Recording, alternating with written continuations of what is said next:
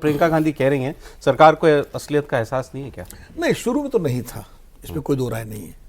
इसीलिए जब वो कांग्रेस जनता पार्टी आई, अभिजीत दीपके आए और उन्होंने धरने का ऐलान किया, बैठे, तो सरकार ने उसको बहुत हल्के में लिया कि भाई ठीक है बैठ जाइए, जंतर मंतर पर जगह दे दी, परमिशन दे दी, बैठ गए।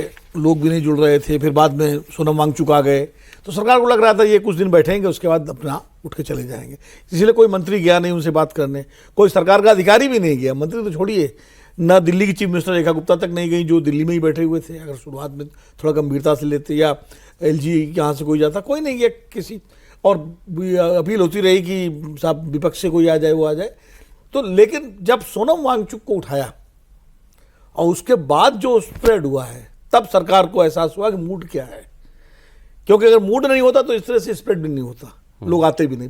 मूड यानी कहीं ना कहीं वो आग तो दबी हुई थी, खाली उसको एक फायर की जरूरत थी, वो फायर मिल गई उससे। और तब इसीलिए फिर सरकार ने तुरंत कोर्स करेक्शन भी किया। जो 20 तारीख की घटना हुई, तो फिर उसी दौर में जब लाठियां चल रही थी, नड्डा जी ने बुला के दोनों नेताओं को अपने घर में उनसे बातचीत शुरू कर दी थी, यानी इंगेज कर लिया था। तो तब सरकार को एहसास हो गया था कि मामला इतना आसान नहीं है। उसके बाद फिर और उसके बाद ही प्रधानमंत्री जी ने इस पूरे मामले को अपने हाथ में लिया। ओके। और इनको लगाया, विजेंद्र सिंह को लगाया, क्योंकि विपक्ष भी कूद पड़ा था। तो ये सरकार को दो स्तर पर लड़ना पड़ रहा था, पॉलिटिकल लड़ाई विपक्ष के साथ, और ये एक जन छात्रों के साथ, आंदोलनकारी के साथ, इनसे। तो सरकार ये नहीं चाहती थी कि जितना बिगड़ गया है वो तो बिगड़ गया, और ज़्यादा ना बिगड़े। कुछ मैनेज कर पाई सरकार? देखिए, मैनेज तो भाई, आंदोलन खत्म हो गया, वो वापस चले गए, ये तो अपने आप में मैनेजमेंट है, लेकिन उसकी कीमत शिक्षा मंत्री का इस्तीफा लेके चुकानी पड़ी ना। तो जो पहले अड़ी हुई थी, तो उस पर सरकार पीछे हटी। दूसरा, आज संसद में चर्चा शुरू हो रही है, हो गई, चर्चा चालू है। तो ये भी एक तरह से सरकार के लिए एक राहत की बात है कि विपक्ष 2 दिन उसने प्रोटेस्ट किया, और कल चूंकि मुकदमों की बात थी कि मुकदमे फिर से रखे जा रहे हैं, शाम तक ये हुआ कि नहीं वापस ले जा रहे हैं, तो विपक्ष भी मान गया। तो अब सरकार एक राहत ले सकती है, उसको एक ब्रेक मिला है कि इधर बच्चे चले गए, विपक्ष संसद में आ गया, बातचीत शुरू हो गई, कानून बनाने की प्रक्रिया शुरू हो गई, और टास्क फोर्स बन गई।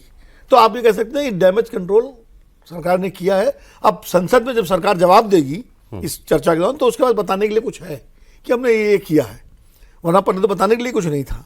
तो एक डैमेज कंट्रोल किया सरकार ने, लेकिन अब इसका असर पॉलिटिकली बाहर क्या होता है, ये निर्भर करेगा कि एक तो कानून पास हो जाए, ज़्यादा दिक्कत ना हो, एक अच्छा कानून, और उसका इम्प्लीमेंटेशन तरीके से हो जाए। ठीक है, मैं एक उदाहरण दूंगा सौरभ। आप याद कीजिए, 2013 में अन्ना आंदोलन के बाद लोकपाल का विधेयक यूपीए सरकार लेके आई थी, पास कराया था यूपीए सरकार ने, मनमोहन सरकार ने, लोकपाल पास हो गया था, लेकिन उसका कोई फायदा नहीं मिला उनको। 2.5 साल बाद कराया था, है 2.5 साल बाद कराया था। चुनाव पहले तो करा लिया था। हाँ, 11 अप्रैल में एजिटेशन शुरू हुआ, दिसंबर 13 में नहीं, अप्रैल 11 में एजिटेशन शुरू हुआ, उसके बाद 2012 में जो है फाइनल वो एजिटेशन हुआ, रामलीला मैदान वाला। हाँ, और उसके बाद तो सब तमाम कहानी किस्से के बाद फिर 2013 में चुनाव से पहले करा लिया था। बट को फायदा नहीं हुआ, उसका फायदा नहीं, डैमेज हो चुका था, डैमेज हो चुका। तो मैं ये कह रहा हूँ कि अगर कानून पास हो गया, और जो अभी हम लोग बात कर रहे थे ब्रेक से पहले कि अगले साल जब नीट आएगा,